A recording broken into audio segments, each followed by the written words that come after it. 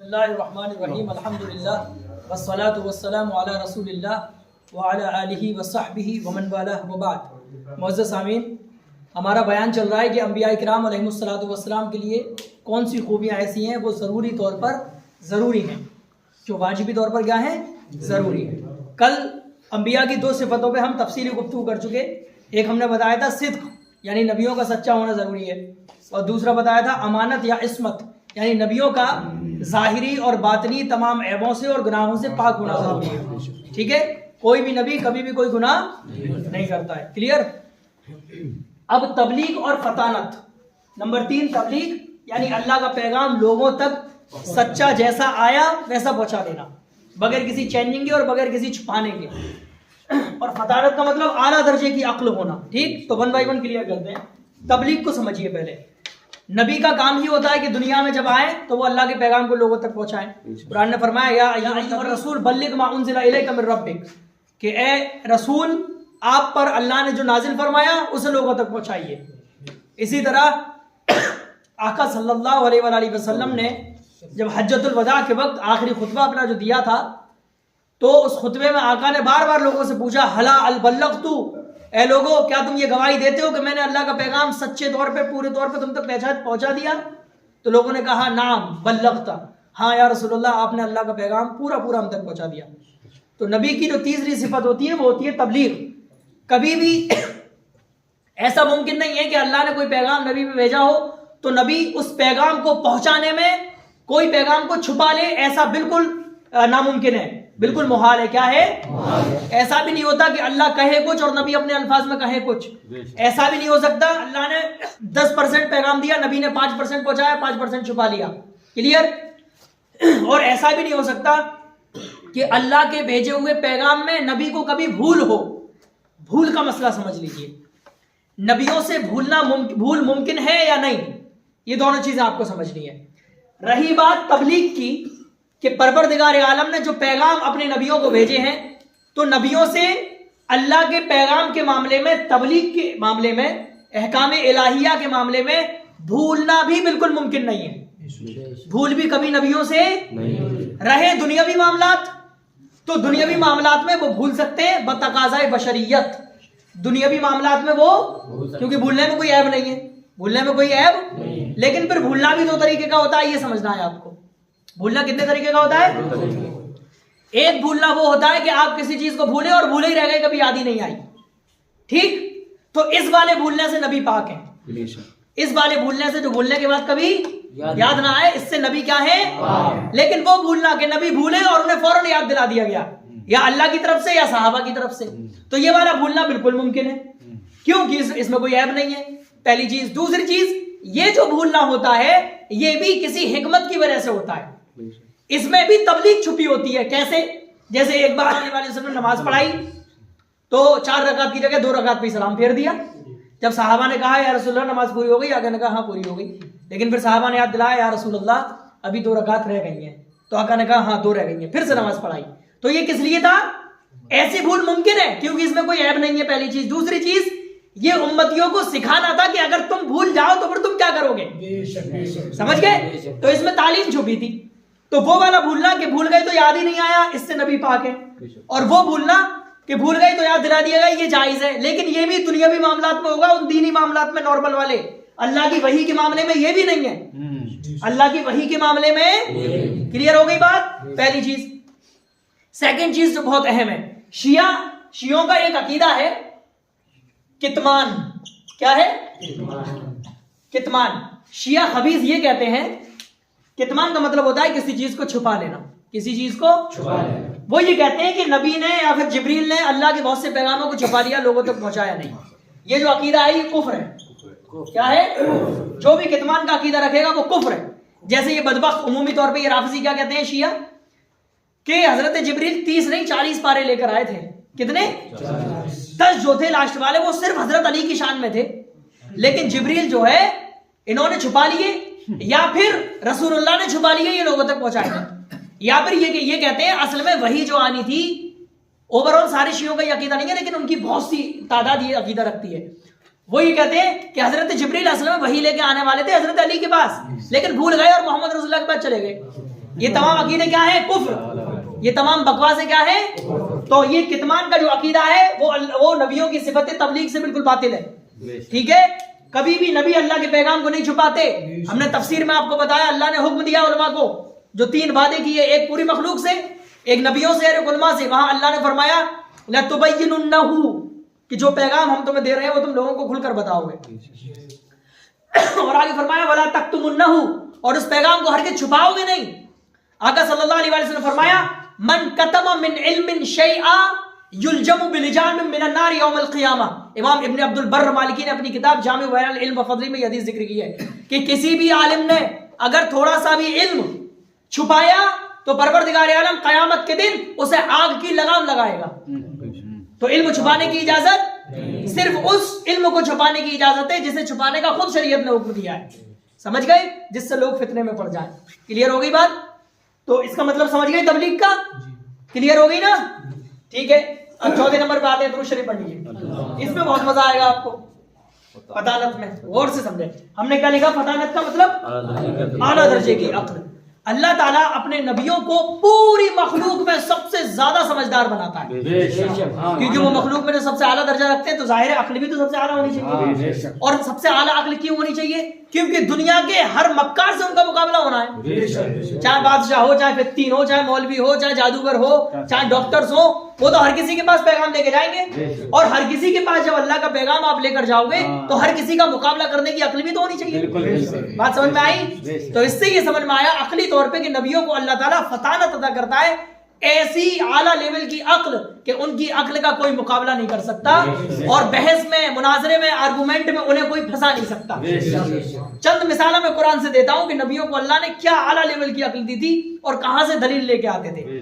اس میں ایک چیز یہ بھی شامل ہے کہ اعلیٰ درجے کی عقل کی ایک علامت یہ بھی ہے کہ آپ سے جو شخص بات کرے تو آپ فوراً پرکھ لیں کہ یہ کس لیول کی گفتگو سمجھے گا. پڑھا لکھا ہے تو اس لیول کے آرگومنٹ، دیہاتی ہے تو اس لیول کے آرگومنٹ، ابھی تھوڑا بہت پڑھا لکھا ہے تو اس لیول کے آرگومنٹ. کلیئر؟ تو اگر آپ نے سامنے والے کے مزاج سمجھ لیا کہ یہ اس طرح کی بات سمجھے گا تو یہ بھی آپ کی اعلیٰ عقل کی پہچان ہے. تو نبیوں کو اللہ تعالیٰ نے یہ بہت بڑی صلاحیت دی کہ سامنے والے کو پرکھ لیتے تھے کہ یہ کیسے آرگومنٹ چاہتا ہے. مثال کے طور پہ بہت مشہور حدیث ہے، حضور علیہ الصلوۃ والسلام کی بارگاہ میں ایک قبیلہ ہے خاص، قبیلہ میرے خیال سے اشاعرہ کا قبیلہ تھا، اشری حضرات کا. اس قبیلے کے لوگ کیا کرتے تھے؟ عربی میں لام کو میم سے بدل دیتے تھے. لام ہوتا ہے لام، لام کو کیسے بدل دیتے؟ میم سے. یہ ان کی پہچان ہے. ان کے ڈائلیکٹ میں ایسا ہوتا تھا، ان کی زبان کے ڈائلیکٹ میں.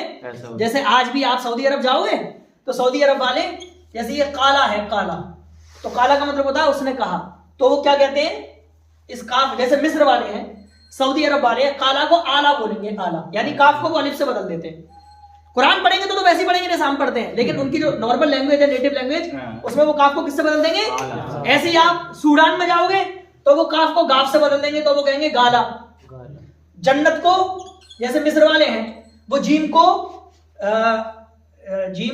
بدل دیتے ہیں گاف سے، تو جنت کو وہ بولیں گے گنت. کیا بولیں گے؟ جمال کو بولیں گے گمال. جیسے میں قاسم ہوں تو میرے کاف کو بدل کے بولتے ہیں آسم. یہ بات سمجھ میں آ رہی ہے؟ یہ ڈائلیکٹس ہیں. تو رسول اللہ صلی اللہ علیہ وسلم کے زمانے میں ایک خاص قبیلہ تھا جس کی پہچان تھی وہ لام کو میم سے بدل دیتا تھا، لام کو میم سے. تو آقا کی بارگاہ میں جب وہ لوگ آئے تو جب ان لوگوں نے آقا سے سوال کیا تو آقا نے فرمایا، بہت غور سے سمجھنا، آقا نے یہ فرمایا لیسا من البر الصیام فی السفر. یہ حدیث ہے. آقا نے فرمایا اگر آپ مسافر ہیں تو آپ کے لیے یہ معاف ہے کہ آپ روزہ مت رکھیے سفر کی حالت میں. وہ والا مسافر جو شرعی مسافر ہے، یہ نہیں گنج جا رہا ہو تو مسافر ہو گئے. سمجھ گیا کہ نہیں؟ 52 کلومیٹر سے کراس کریں آپ تک. کلیئر ہو گئی بات؟ تو آقا نے فرمایا. تو جب وہ آئے اس قبیلے کے لوگ تو آقا نے کیا فرمایا؟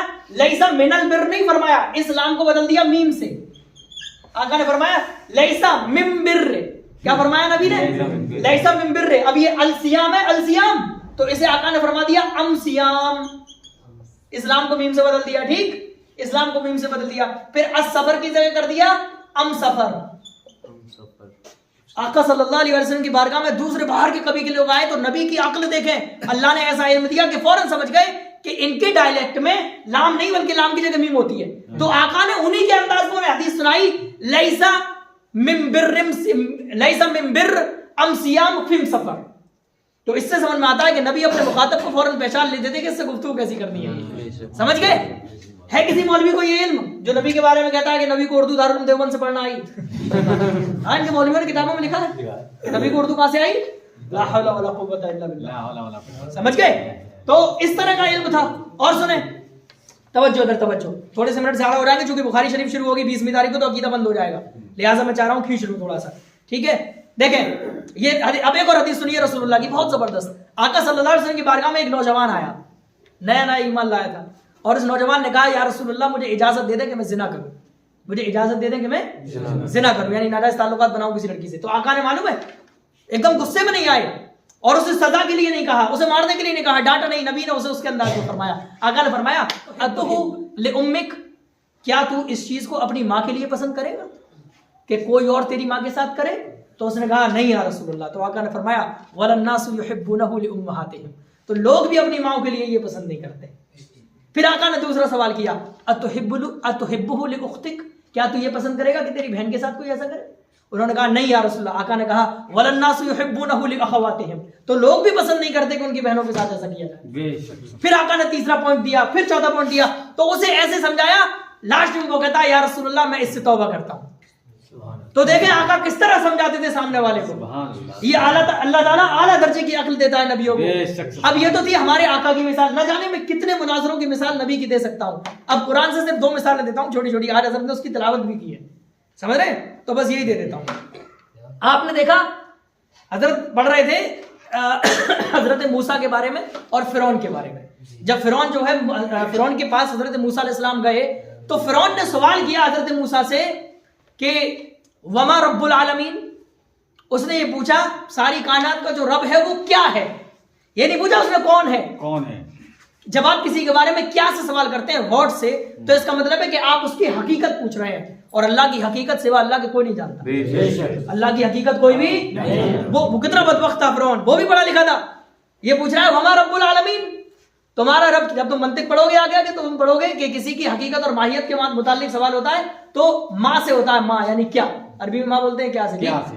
تو جب اس نے پوچھا کہ وما رب العالمین, کہ رب العالمین کیا ہے, تو اب حضرت موسیٰ کی عقل دیکھو آپ.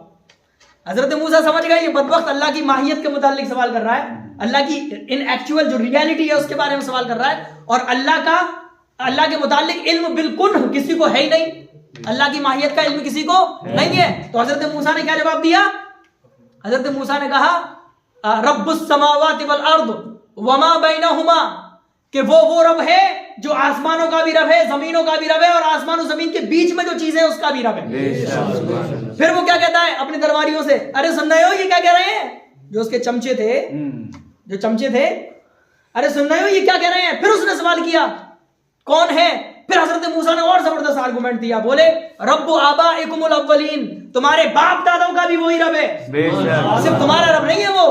اس نے جب اور چھیڑا حضرت موسیٰ نے اور خطرناک جواب دیا کہ صرف تیرا نہیں ہے بلکہ تیرے باپ دادوں کا بھی وہ رب ہے. تو حضرت موسیٰ سمجھ گئے یہ پوچھ رہا ہے کیا ہے اللہ, اور اللہ کیا ہے یہ تو کوئی جانتا ہی نہیں ہے, لیکن حضرت موسیٰ نے جواب دیا اللہ کون ہے. ٹھیک, تو حضرت موسیٰ کا دماغ دیکھو مناظرے کے وقت کیسا تھا. پھر اسی طرح حضرت موسیٰ نے جب جادوگروں سے مناظرہ کیا, حضرت موسیٰ سے جب جادوگروں کا مناظرہ ہوا تو حضرت موسیٰ نے کیا کہا تھا, کیا تم پہلے چال چلو گے یا پھر میں اپنی باری پہلے شروع کر دوں.